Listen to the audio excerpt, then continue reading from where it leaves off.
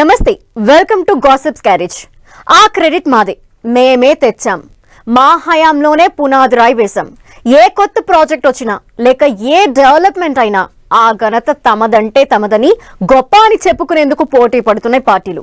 ఏపీలో అయితే ఈ credit war next level political hit ని క్రియేట్ చేస్తోంది.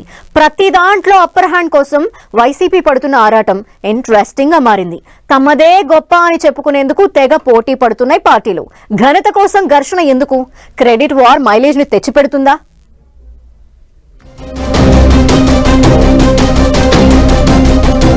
ఏపీలో credit war next level political heat. ప్రతి ఇష్యూలో అప్పర్ హ్యాండ్ కోసం ఆరాటం. అటు టీడీపీ ఇటు YCP dialogue war, mileage game. తప్పైతే వాళ్లది, గొప్పైతే తమదన్నట్లుగా డైలాగులు. సీ పోర్ట్ల నుంచి భోగాపురం ఎయిర్పోర్ట్ వరకు, మెడికల్ కాలేజీల నుంచి గూగుల్ డేటా సెంటర్ వరకు ఎవరి ఎత్తులు వారివి, ఎవరి వ్యూహం వాళ్లది. అభివృద్ధి నినాదంతో కూటమి జనం మెప్పు పొందే స్కెచ్ వేస్తుంటే తమ హయాంలోనే పునాది రాయి వేశామని వైసీపీ గొప్పలకు పోతోంది. ఇలా ఏపీ పాలిటిక్స్ లో అధికార కూటమి, ప్రతిపక్షం వైసీపీ మధ్య క్రెడిట్ వార్ ఇంట్రెస్టింగ్ గా సాగుతోంది. ప్రాజెక్ట్ ఏదైనా, డెవలప్మెంట్ మరేదైనా తమ ఘనత అంటే తమ ఘనత అని క్రెడిట్ గేమ్ తో పాలిటిక్స్ ను హీటెక్కిస్తున్నాయి పార్టీలు. వైసీపీ వ్యూహాత్మక ఎత్తుగడలకు ఎప్పటికప్పుడు చెక్ పెట్టే స్కెచ్ వేస్తోంది కూటమి. ఈ క్రమంలో క్రెడిట్ వార్ ఏపీ రాజకీయాల్లో ఆసక్తికరంగా మారింది. లేటెస్ట్ గా భోగాపురం ఎయిర్పోర్ట్ పై రెండు పార్టీల మధ్య మాటల యుద్ధం నడుస్తోంది. సీఎం చంద్రబాబు భోగాపురం ఎయిర్పోర్ట్ ను తన కలల ప్రాజెక్టుగా, విజన్ గా చెప్పుకుంటున్నారు. వైసీపీ మాత్రం జగన్ హయాంలోనే భూసేకరణ చేపట్టామని, కోర్టు కేసులు పరిష్కరించి తామే పనులు స్టార్ట్ చేశామని వాదిస్తోంది. అయితే అశోక్ గజపతిరాజు కేంద్ర విమానయాన శాఖ మంత్రిగా ఉన్నప్పుడే భోగాపురం ఎయిర్పోర్టుకు అనుమతులు తెచ్చారని టీడీపీ స్ట్రాంగ్ కౌంటర్ ఇస్తోంది. అంతేకాదు, తాము భూములు సేకరిస్తే జగన్ హయాంలో తిరిగి వాపస్ ఇచ్చారని కూడా టీడీపీ చెబుతోంది. ఈ క్లెయిమ్స్ ద్వారా ఇప్పుడు కూటమి ప్రభుత్వం చేస్తున్న పనులన్నీ తమ హయాంలో పునాదులు వేసినవేని ప్రజల్లోకి తీసుకెళ్లాలనేది వైసీపీ ప్లాన్. హంద్రీనివా ప్రాజెక్టు విషయంలో కూడా ఇలాంటి వాదనే వైసీపీ వినిపించింది. కూటమి ప్రభుత్వం ఈ ప్రాజెక్టు ద్వారా సీమకు నీరందిస్తున్నామని చెప్పుకుంటే, వైసీపీ మాత్రం గత 5 ఏళ్లలో తాము చేసిన ఖర్చు వల్లే ఇది సాధ్యమైందని క్లెయిమ్ చేసే స్కెచ్ వేసింది.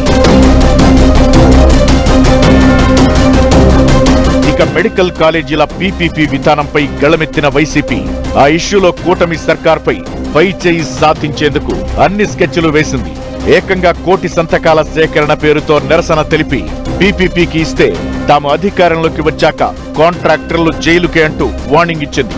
పైగా జగన్ వార్నింగ్ కు భయపడే ఒక్కటంటే ఒక్క కాలేజీకి కూడా టెండర్లు దాఖలు కాలేదంటూ వైసీపీ సోషల్ మీడియా హోరెత్తించింది. ఇక ఏపీకి భారీగా పెట్టుబడులు వస్తాయని ప్రచారం చేసుకుంటోంది కూటమి సర్కార్. వైసీపీ లీడర్లు మాత్రం జగన్ హయాంలో కుదుర్చుకున్న ఒప్పందాల ఫలితమే ఈ ఇన్వెస్ట్మెంట్స్ కు కారణమంటూ క్రెడిట్ గేమ్ కు తెరతీస్తోంది. తాము తెచ్చిన కంపెనీలకు చంద్రబాబు రిబ్బన్ కటింగ్ చేస్తున్నారనే ప్రచారంతో పబ్లిసిటీ చేసుకుంటున్నారు. ఇక గూగుల్ డేటా సెంటర్ విషయంలో అయితే వైసీపీ క్రెడిట్ గేమ్ బూమరాంగ్ అయిందన్న చర్చ ఉంది. ముందుగా వైసీపీ నేతలు గూగుల్ డేటా సెంటర్ ను తప్పుబట్టడం, ఆ తరువాత జగన్ సమర్థించడం, పైగా తమ హయాంలోనే ఎంఓయూ చేసుకున్నట్లు చెప్పడం అప్పట్లో హాట్ టాపిక్ గా నడిచింది. వైసీపీ ఆడుతున్న క్రెడిట్ గేమ్ వెనక పెద్ద స్కెచ్చే ఉందట. మామూలుగా అయితే ఒక పని సక్సెస్ అయిందని, అది ఎదుటి వారికి మంచి పేరు తెచ్చిపెడుతుందని తెలిసినప్పుడే మిగతా వారు క్రెడిట్ కోసం ప్రయత్నించడం కామన్.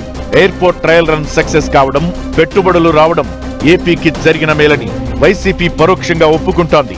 కానీ ఆ సక్సెస్ క్రెడిట్ కూటమికి వెళితే తమ పొలిటికల్ ఫ్యూచర్ కు ఇబ్బంది కలుగుతుందని తమ హయాంలో జరిగిన కృషిగా చెప్పుకునే ఎత్తులు వేస్తోంది. అయితే కొన్ని సందర్భాల్లో కూటమి ప్రభుత్వం ఏం చేసినా తప్పుబట్టడమే ఎజెండాగా పెట్టుకోవడమే వైసీపీ వ్యూహాత్మక తప్పిదంగా చెబుతున్నారు. ప్రతిదాన్ని తప్పుబట్టడం కాకుండా మంచిని మంచి అని, లోపాలు ఉంటే సలహాలు, సూచనలు ఇస్తే బాగుంటుందన్న వాదనలు ఉన్నాయి. ప్రభుత్వం ఫెయిల్ అయిందని చెబుతూనే అభివృద్ధి పనులను తమ ఖాతాలో వేసుకునే ప్లాన్ చేస్తుండడం చర్చకు దారితీస్తోంది. అయితే ప్రభుత్వానికొచ్చే పాజిటివ్ మైలేజీని తగ్గించాలనేదే వైసీపీ ప్లాన్ అంటున్నారు. అందుకే క్రెడిట్ వార్ కు తెరతీసి ప్రతి ప్రాజెక్టు విషయంలో చర్చ రచ్చ రెండు జరిగేలా వ్యూహాత్మకంగా పావులు కదుపుతోందన్న టాక్ వినిపిస్తోంది. ఈ క్రెడిట్ వార్ లో ఫైనల్ గా ప్రజలు ఎవరి వాదనను నమ్ముతారో వేచి చూడాలి మరి.